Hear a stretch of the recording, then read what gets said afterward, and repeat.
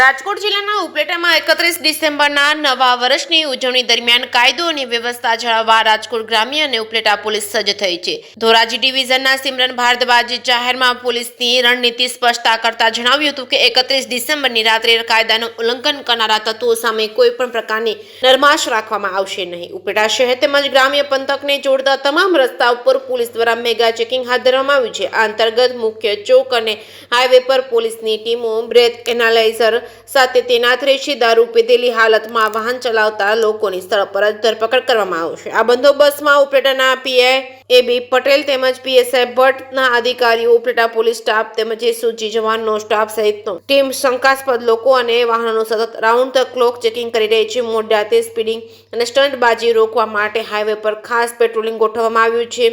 સિમરન ભારદ્વાજે અસામાજિક તત્વોને ચેતવણી આપતા જણાવ્યું હતું કે જો કોઈ ખાનગી ફાર્મ હાઉસ કે અન્ય સ્થળો પર ગેરકાયદેસર દારૂની મહેફિલ માણતા પકડાશે તો તેની સામે ગુનો નોંધી કડક કાર્યવાહી કરવામાં આવશે. પોલીસે સ્પષ્ટ કર્યું છે કે નશો કરી ડ્રાઇવિંગ કરવું એ માત્ર પોતાના માટે નહીં પરંતુ અન્યના જીવ માટે જોખમી છે.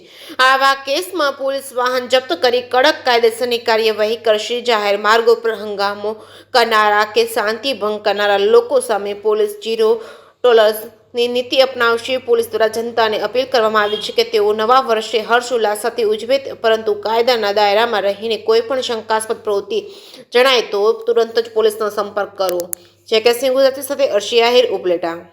આજરોજ ઉપલેટા પોલીસ સ્ટેશન દ્વારા અને રાજકોટ ગ્રામ્યની પોલીસ દ્વારા ન્યૂ યરના અંગે એક ચુસ્ત અને ચોક્કસ બંદોબસ્ત રાખવામાં આવી રહ્યો છે, જેમાં ઉપલેટા પોલીસ સ્ટેશનના 50 જેટલા અધિકારીઓ અને અધર રેન્ક્સ, 200 જેટલા હોમગાર્ડ, જીઆરડી અને ટીઆરબી ઉપલેટા ટાઉનમાં, ગામડાઓમાં અને હાઈવે એરિયામાં ચુસ્ત પેટ્રોલિંગ કરી રહ્યા છે.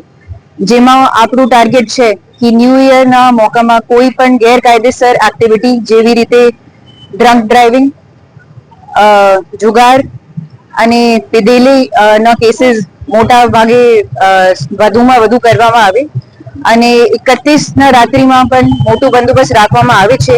અને જાહેર જનતાથી મારી અપીલ છે કે કોઈ પણ પાર્ટીના નામમાં એવું કામ નહીં કરવાનું છે જે ગેરકાયદેસર છે, જેવી રીતે શરાબનો નશા સેવન કરીને અને પછી ગાડી ચલાવવાનું, એવું કોઈ કામ આપણે નહીં કરવાનું છે.